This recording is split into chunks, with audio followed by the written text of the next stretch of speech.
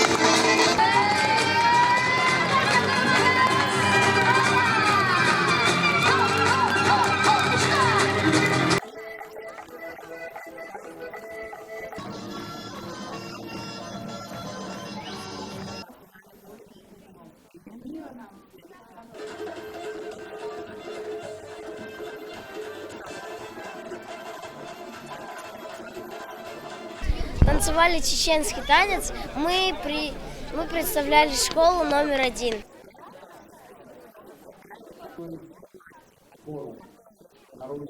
Мы россияне, всем нам вместе жить на одной большой земле.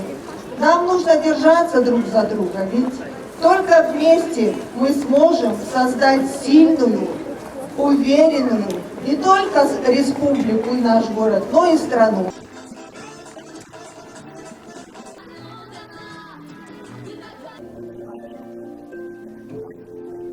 Танцевали корейский народный танец. В корейском народном танце надо было танцевать с веерами, но мы заменили их на веточки. Так как сейчас осень, веточки очень красиво выглядят.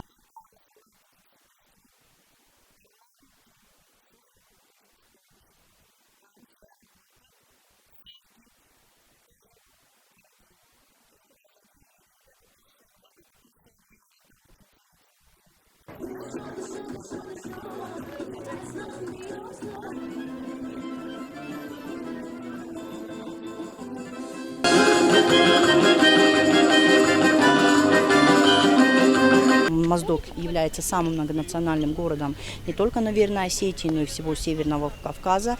И суть мероприятия – это в единстве. Показать то, что мы все едины, когда и сильны, когда мы вместе.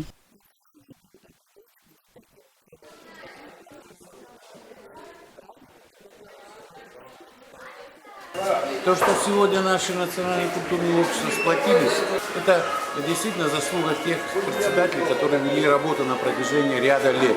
И я готов каждого поблагодарить за то, что они являются, во-первых, энтузиастами своего дела.